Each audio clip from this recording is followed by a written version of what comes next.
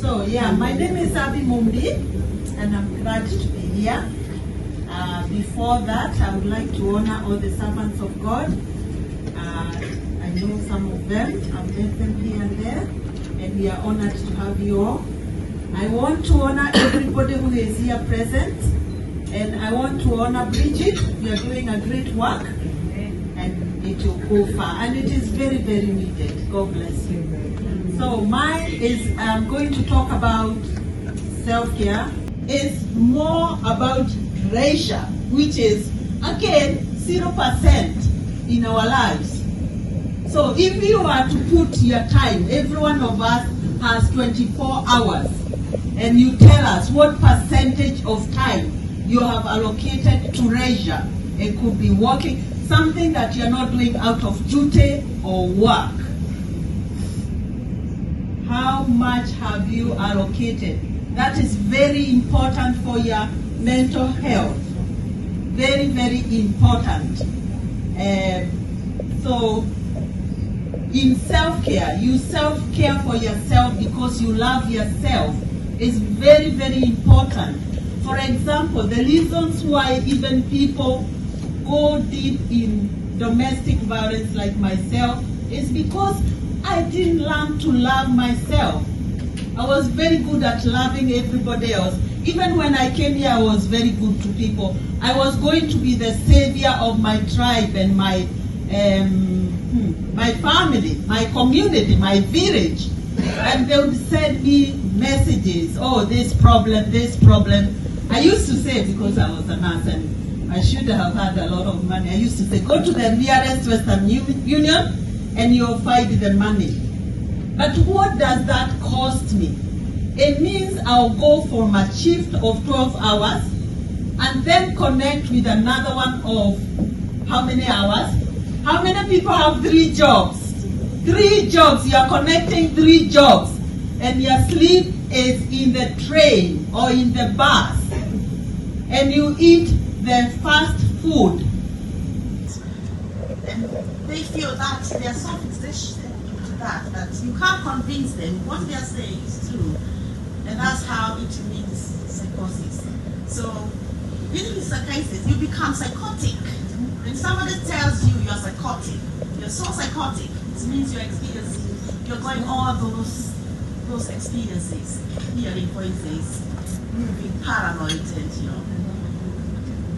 what happens is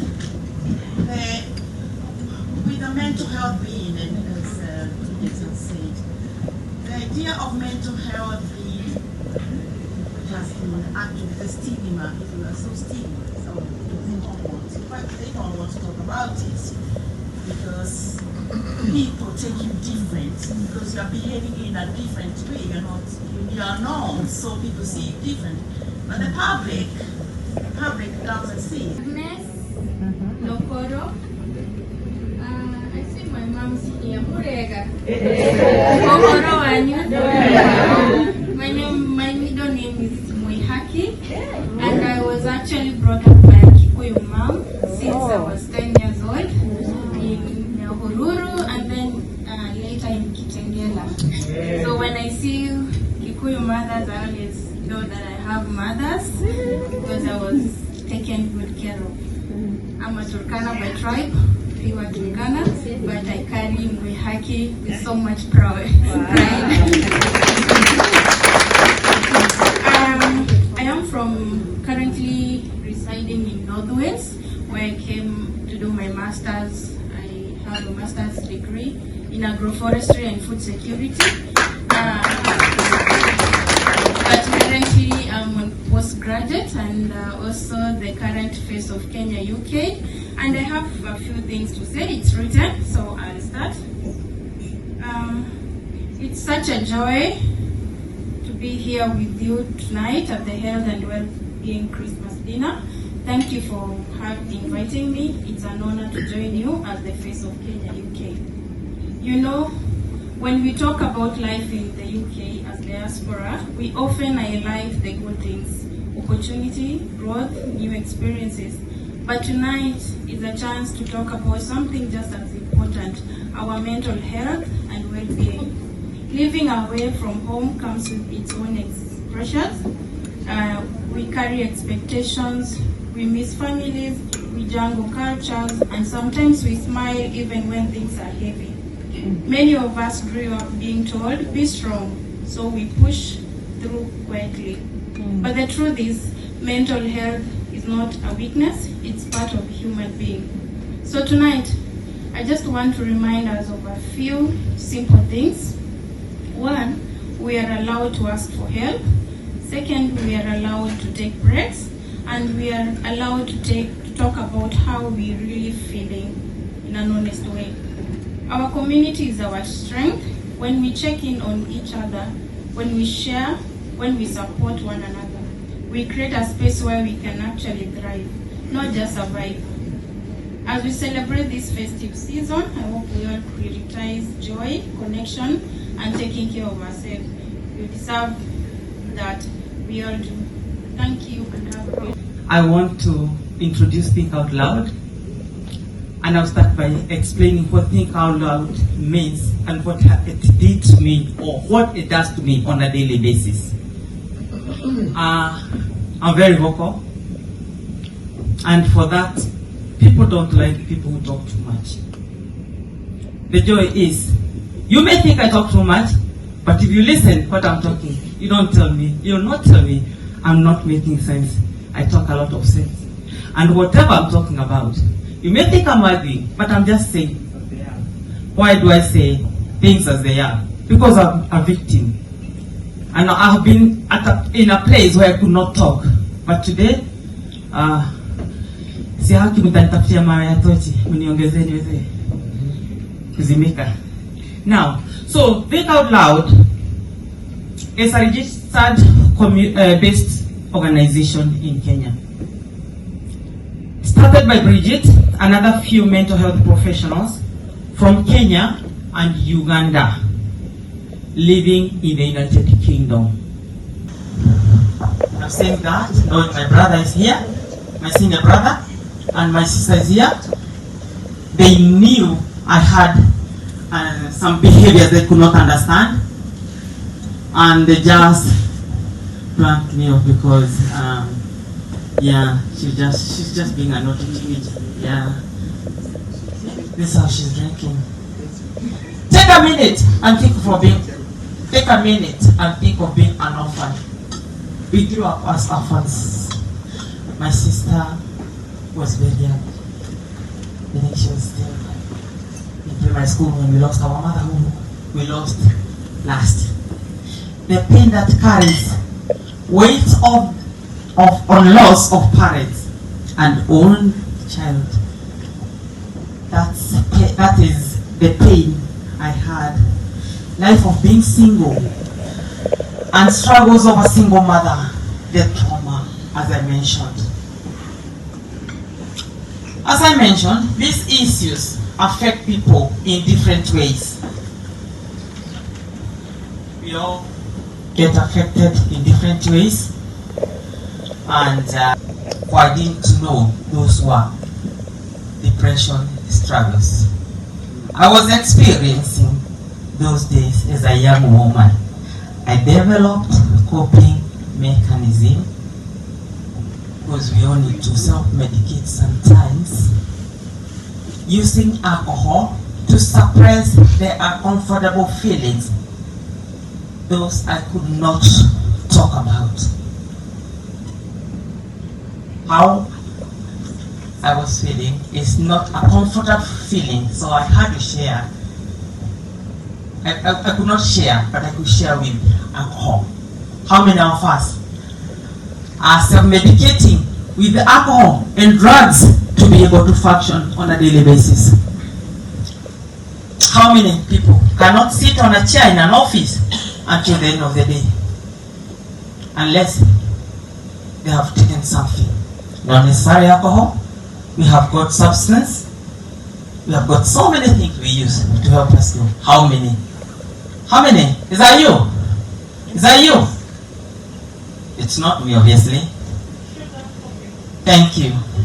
Around October, November time, I asked the consultants I worked with that I want to go to Kenya and I want some people to come with me to do a medical camp. And they said, when do you want us to go? I said, May. They said, oh, that would be very short because it was November, then we are approaching December, then it will be January. I said, we'll try and see what we can do. So we did a fundraising in Gloucester. My consultant came and did catwalks. My colleagues came and did catwalks. We did food with my group of ladies here. So we made some little money. And then I wrote to a hospital in Meru called St. Teresa's in Kilwa. I wrote to them and I said, this is what I want to do. Would you be able to partner with me? They came on board.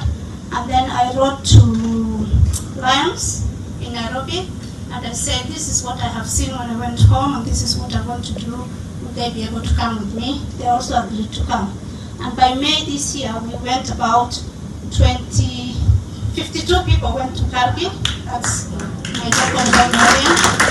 Those are the doctors and non-medical staff who came along to help us. So we went and we did a 4-day medical camp. During the 4 days, we saw 1,600 patients. We did 130 cataract removals. That young boy you see there, he's an 11-year-old who hasn't seen. Just go back a little bit, please. Next one.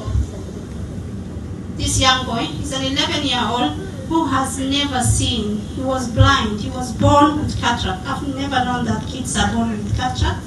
So the first operation, when the ophthalmologist said, we need to operate this child, I said, why? He said he has cataracts on both eyes and he can't see. And the family said, he's been born blind, we don't think he will be able to see.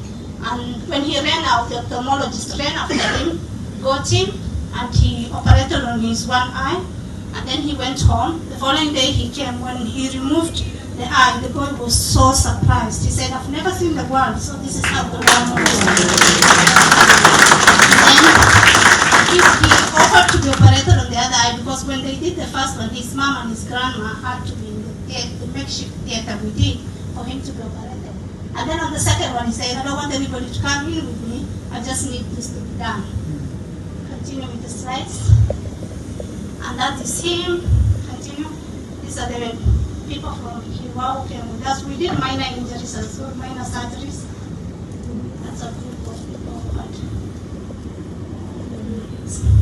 And then we visited the local school where I come from. I know what it means to be a traditional girl. I know what it means to be a pastoralist, where we don't know what sanitary pads are. And many girls miss school because when they are in their monthly periods, they won't be able to come to school because they don't know how to manage it. So we visited the local school, we distributed reusable pads, and we are happy that today they never miss their classes. They are always in classes, and that's what the head teachers tell us, that no one misses a class. And then last week, I did a few bank shifts. Sometimes I don't have charity money to send, but I can substitute with my bank shift. So I did a few bank shifts. Asked the doctors to go back and review the patients we have done. So the Lions Club offered the people, the ophthalmologist, to go back. So that was on the 14th last Friday. That's the young boy they operated last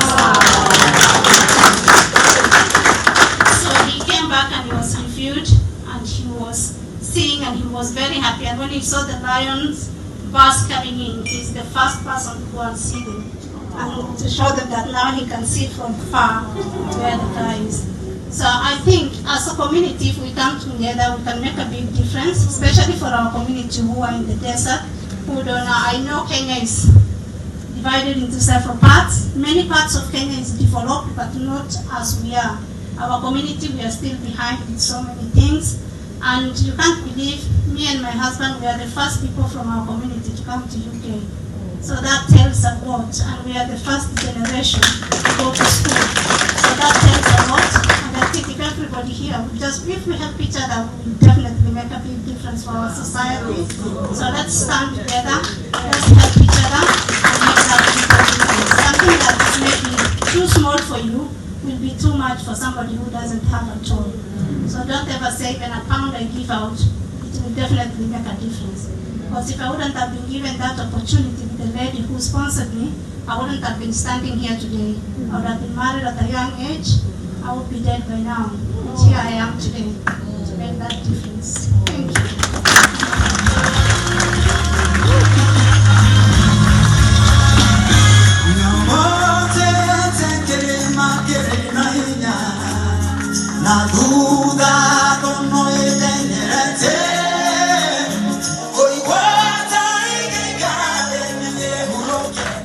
I also want to take this opportunity to also thank the men and women of God who have graced the occasion today. Please, can you please stand up, men and women of God, and let us also clap for them.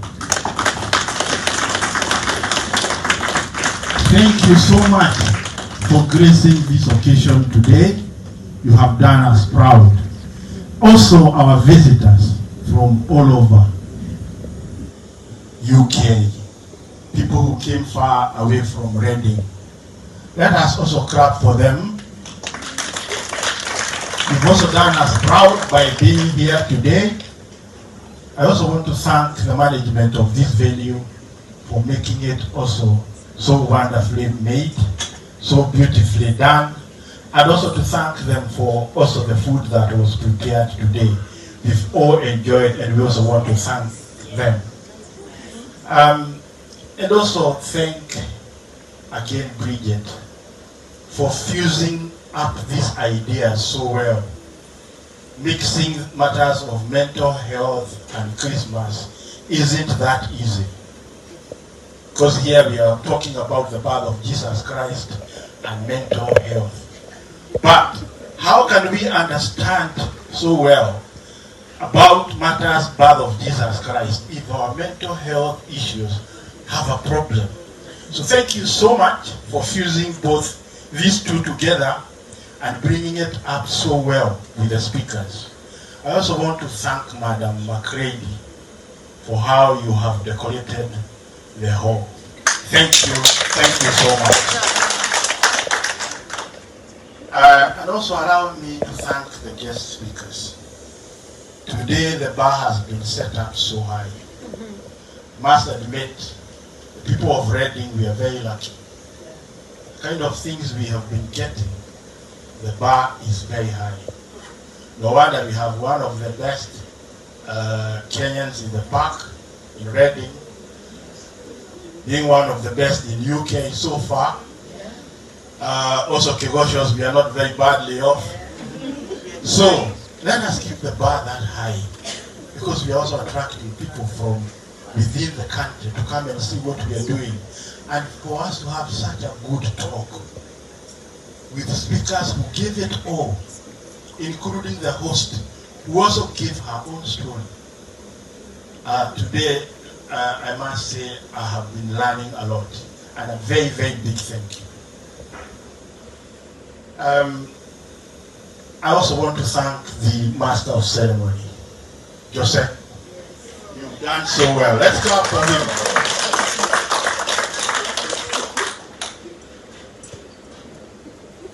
And also the guys who had the PA, the DJ, even though we haven't did a dance so much, I also want to thank you. Let's clap for them as well. I also want to say this. That the people of Reading, we are quite fortunate in the mental health awareness, especially today. For those who don't know, the main team of Reading which has been formed today, they were out there walking in this cold and in the rain as part of preparing for mental health awareness.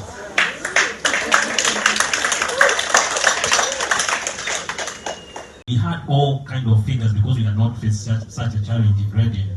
And Brigit came, and I remember in the meeting she came up with a solution, and she introduced us to a group of female directors from London who were able to lift that young man back at a very reasonable thing. Brigit, I always treasure that. And I always say, when you see the unity in Reading, tumetoka mbali, and it has been a journey, and I really appreciate where we are. My name is Ken Mora, chairman and the founder of the Kenyans Reading Family Fund, of what we know and love now as the Kenyan Reading Family Fund. To the Apostles group, they know very well, we've worked with them. Last year, we offered him a stall, pro bono. Next year, I met her in London, and I said again, we'll do the same, because this is why we are here. We want this information to reach out to many.